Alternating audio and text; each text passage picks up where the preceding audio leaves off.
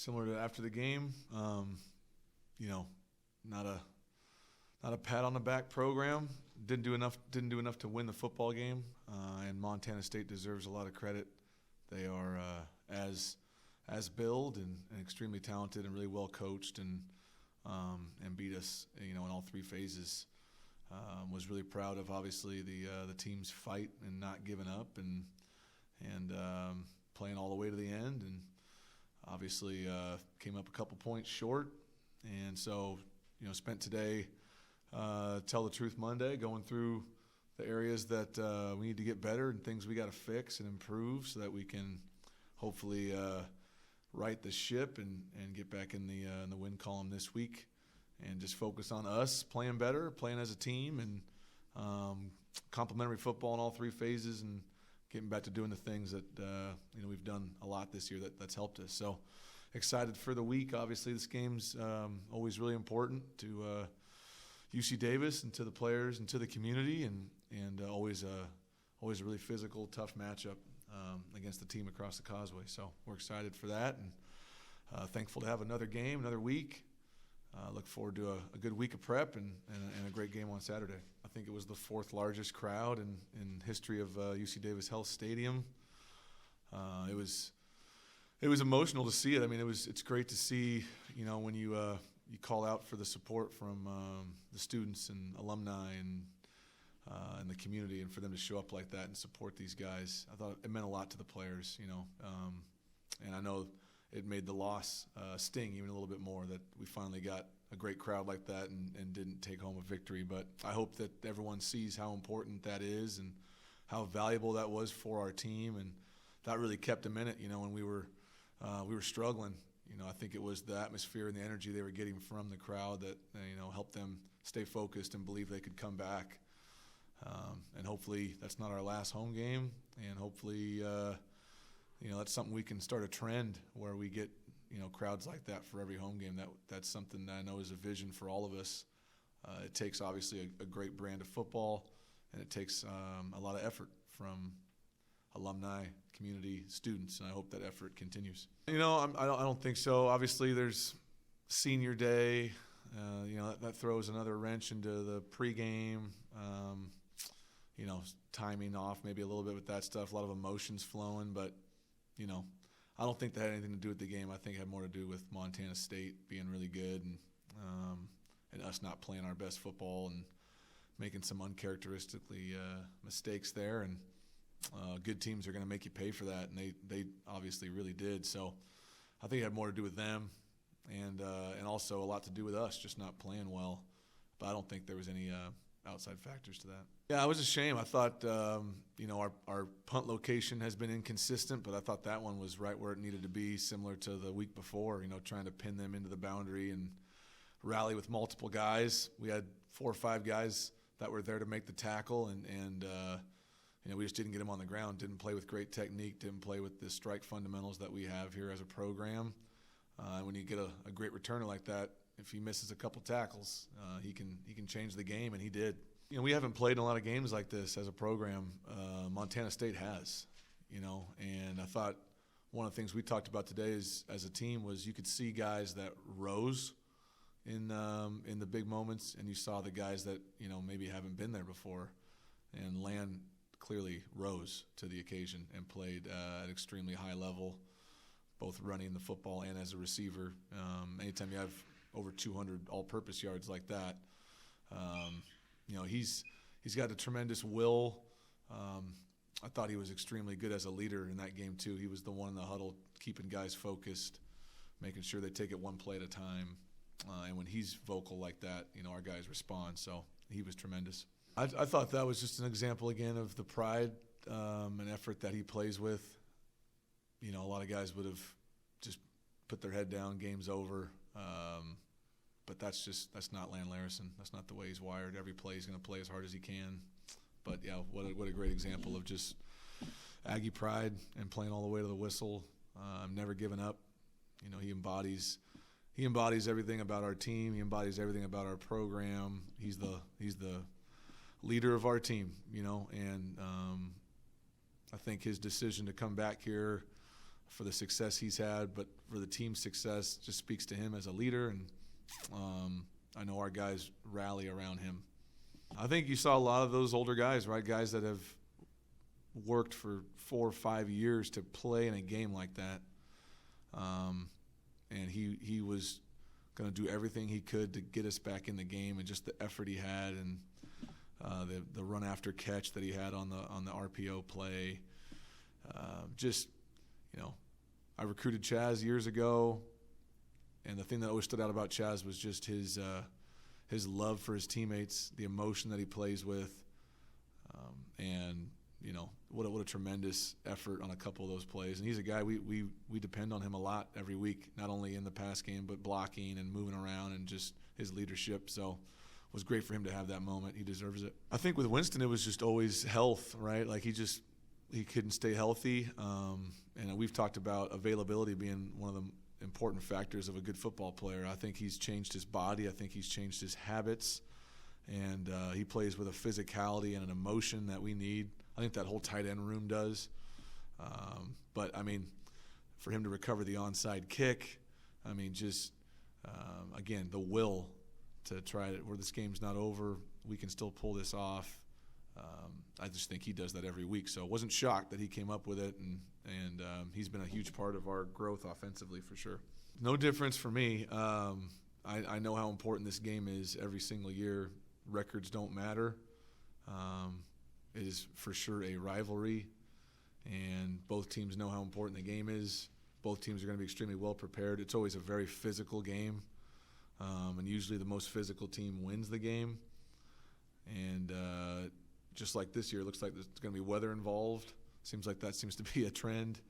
I think we know how important the game is, and we also know how difficult of an opponent they are. And like we've talked about this year, I wouldn't look at any of their past games or look at their record and think that we're not going to get their best effort or play a really difficult team this week. They were highly thought of before the season for a reason, and for whatever circumstances have gotten them to this point, I would expect them to play their best football game on Saturday. So we're going to need to do the same. I think, I can obviously you look at watching their film throughout the season, they've just had one of those years with injuries that we all dread as coaches and players, and it happens sometimes during the season where you just have one of those years where guys are out. So they obviously look a lot different, just with personnel, with who's out there. But, I don't see a lack of effort. I don't see a lack of preparation. I see them playing extremely hard for their coaches and for each other. And I see a lot of talent. On all 3 phases, they got guys that can win a football game for them. So, and sometimes when you have injuries, you got guys that you didn't think you were going to count on that start to show up and make impacts. And so that's something we've been looking at as a staff, is maybe guys we hadn't prepared for, last year, but guys that have shown up this year that are making impacts for them. So I think they got great players, great coaching, and they've lost some close games, obviously.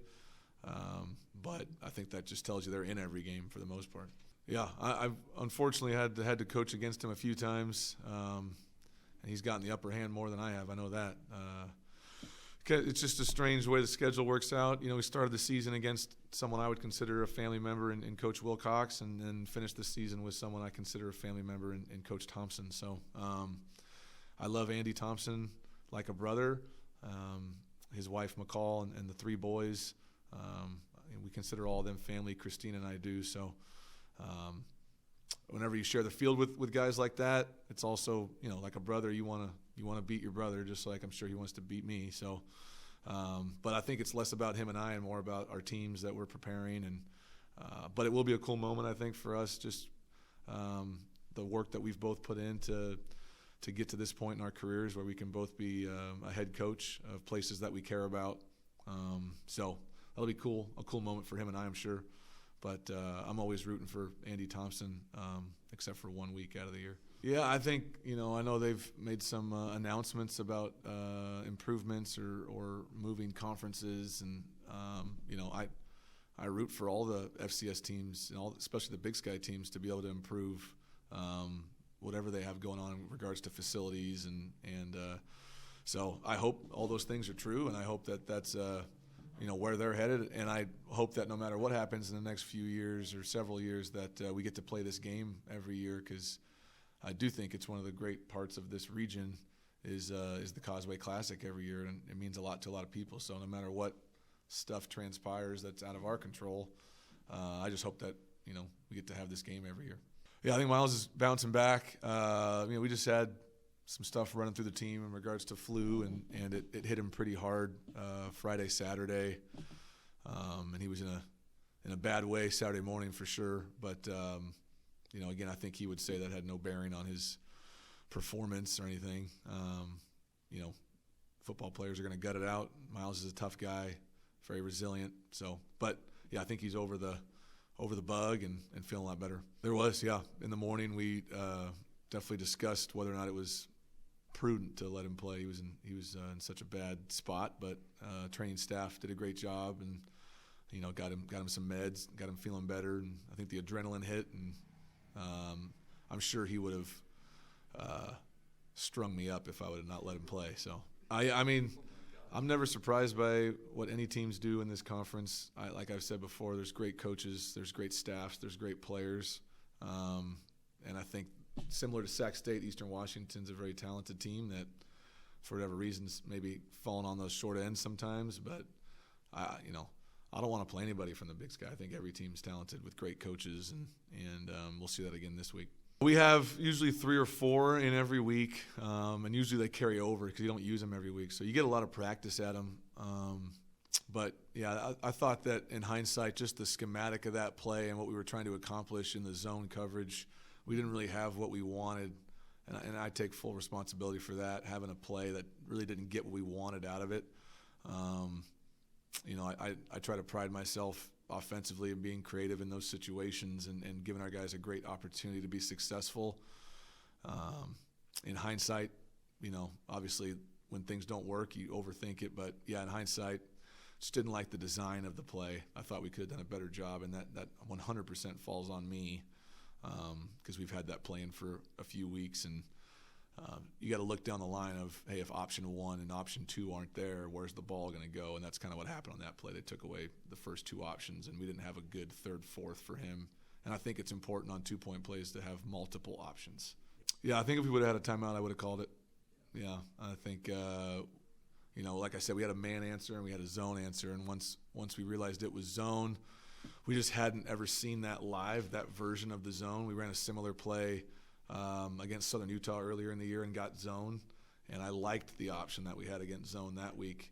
And then this time we had changed our zone option to something else, and we just hadn't really seen it live. It's worked in practice, but I think we had some plays that, once you look at them, and I think they kind of stopped the clock initially because the play clock had run, so we lined up in our formation, and I think they got to see that, and I always prefer to break and show them the formation late to make them have to adjust. There's a lot of factors there, but I think it just starts with having a better design of a play that has better options. So tough lesson to learn, but I won't make that mistake again. Actually, the numbers from an onside kick standpoint told us to kick the second kick, but Rory had a special knack for the kick that he was going to attempt, and so even though the numbers weren't in our favor, we felt like he had an opportunity to make that style of kick difficult on them.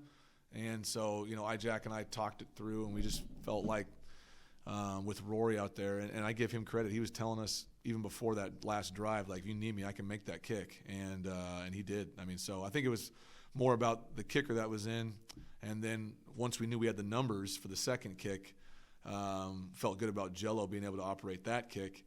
And we just didn't execute it properly with our 2 front guys. They got to block the 2 returners so that the kicker has a chance to recover it. And we just didn't get that done. Again, you got to give credit to Montana State, in 26, who showed up multiple ways that night, made a great play. I think that we had a really poor protection plan offensively. And I thought that their defensive staff did a great job of bringing some bogus pressures on third down that really took advantage of our protection mistakes. So they were able to get some pressure on Miles from the linebacking core with only having to rush 4 guys. And Miles made a great play on the second drive of the game. But later in the game, we had a touchdown opportunity on 3rd and long to Sam that we didn't get because of our protection breakdown. And they deserve a lot of credit for that. Anytime you get sacked 6 times, I think a lot of that falls on the quarterback, and how we teach the quarterback. And I know Miles feels the same way. Like, it's our job at quarterback to get the ball out on time. And so I think he was probably trying to be a little too careful maybe. And I know later in the game he started pulling the trigger a little earlier. But anytime he gets sacked, I'm always going to put that on the quarterback. It's his job to get the ball out, and it's his job to get the protections right. And that comes with the position. But I think Montana State deserves credit for the scheme they did on third down and the pressures. And then obviously a few times their DNs, which we knew were talented, they got edges on us and got home.